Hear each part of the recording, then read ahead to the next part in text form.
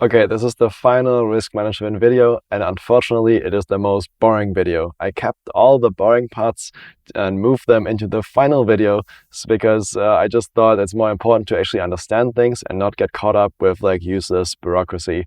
Not saying that all of this is useless bureaucracy today, but well, it's just not the most entertaining, and it's also not the most, I think personally you might agree with me that what we talk about today is not the most interesting stuff. So with that exciting intro out of the way, let's dive right into these very interesting things we have on our plate today. So to recap, we created this risk table, and that's really cool. Everyone's happy. We created all this cool stuff in Formwork on the left side. And again, you're not limited to Formwork. You can do this in Google Sheets or Jira and have a terrible life for the rest of your life. So I would not recommend this, but it is possible. Now, one really cool thing to note, and I think this is actually really cool just before we dive into the not cool stuff, is like Formwork automatically generates all this stuff for you. So you can, if you head over to Audit Export, you can create, you can actually see, hey, cool, Formwork creates this spreadsheet for you called PHA, FMEA, and like a risk matrix. So you can actually download all of the cool stuff we documented earlier as a spreadsheet and hand it into your auditors. And we even collaborated with one notified body to create something called a self-contained HTML archive, where you download something which essentially is not like a spreadsheet, not an Excel spreadsheet, but actually is something like a file you can open in your browser, which shows you exactly the same nice like graphical overview of this, so your auditor can also enjoy the awesome arrangement of stuff, which makes it, in my opinion, pretty easy to understand stuff with all these arrows and things. So auditors are also humans, surprisingly, so they might also appreciate you handing in this. That's really cool. Another thing you have is like the risk overview, which I think is cool on the left side at the bottom. You can click here and you get this gigantic table which shows you kind of like the source, like it goes like from the source of like your hazards, hazardous situations and harms, all that stuff, over to the probability, severity, whether it's acceptable or not, and then your risk controls. And as you remember, we only had actually a risk control for the first entry. So here you kind of like see the risk control and all the other stuff. I think that's pretty amazing. You get a huge overview, and it also helps you understand whether your documentation is complete. Finally, you also get this sanity check, which I think is really cool, where Formwork kind of like shows you what you're missing for regarding the completeness of your documentation. Like you can see, I skipped over all these descriptions, which is kind of like because I was not very interested in typing out descriptions while I was recording this video. And Formwork even provides you with an AI fix where you can just hit this button and it automatically writes a description for you. I think that's pretty awesome. Okay, with the awesome stuff out of the way, now we have to catch up on a few bureaucratic things. So the first thing is that actually one requirement of the standard is that you have a risk management plan and risk management report. Luckily, we have these templates in the QMS section. If you go to QMS, open regulatory templates, technical documentation, search for risk management plan, risk management report. Okay, we'll open those, and then on this I'm gonna hit create new record and move it to test depression app release records version 1. Save this. Will it work? Yes. Okay, do the same here. I'll explain it in a bit. Hopefully. Test depression app release 1. Save. Okay, so now in our test depression app, we're back in our test depression app in the product section. On the left side, we have the section called records, and those are essentially just rich text documents. A human would call them documents, but regulatory people call these records. And they are essentially just describing how we do risk management. And unfortunately, it seems to be the auditor expectation that you always have something called a risk management plan, and you have something called a risk management report.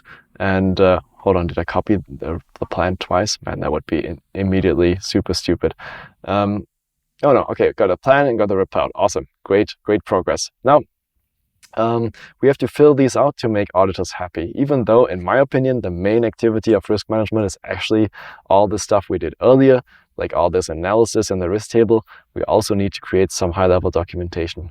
The good news is you have this template, that our templates are free in contrast to all other consultants on this planet. We just publish our templates for free and you have them within Formwork. As you just saw, you can just navigate to the template section and just copy it over. It's important to copy it over to your product because it is product specific documentation. So you want to copy it to the record section of your product.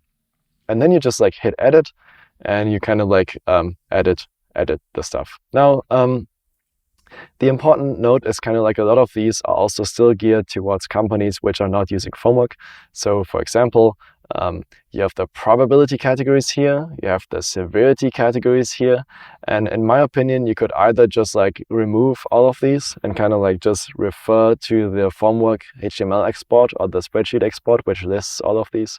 But that's kind of like up to you. You could also copy paste it here, which I think is personally a rather painful idea. Same with the risk table. I think one important point to note is kind of like that you describe your risk activities here. So you kind of like go through this, how you do your risk management. That being said, this template is a pretty good starting point. You likely don't have to make many changes to that. One important point is that you have to define roles. So you have to define the role of like risk management and, for example, subject matter expert. So you have to actually define those people here. That's kind of like important.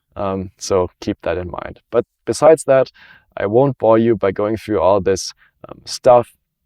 You can do that yourself, so you know how to copy templates. All right, with the report, it's kind of similar. You go through this, and then you kind of like you just like summarize what the hell you actually did in your risk analysis. So in this case, and it really depends on your auditors, but unfortunately they might require this kind of like this rich text summary of stuff where you say like, hey, we identified so many hazards, so many failure modes, and we did this analysis, and so on and so on. In the future, maybe we can actually automate this with Formwork. That would be pretty cool. And then if the auditors like super old school, they might also want you to have the risk, actually the risk matrix with all the accounts in there. That being said, you might just also be able to refer them to the risk matrix, which is part of the Formwork expert. Now, finally, the stuff at the bottom, this is actually really required because you need to actually make some sort of assessment looking at all risks as a whole. Like, for example, you could say, hey, our risk table looked super great, everything's green, everything was acceptable. But maybe if you as a rational human look at that, you could still conclude like, oh, maybe this product is actually super unsafe because it has all these thousands of risks and they all individually seem acceptable, but maybe as a whole, this sounds like a terrible product.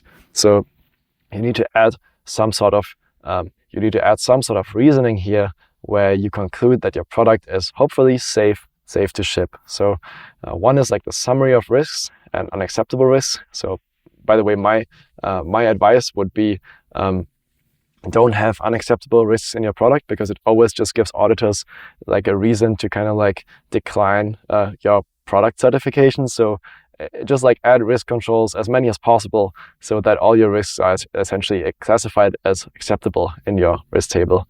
And then so you would have to summarize those here.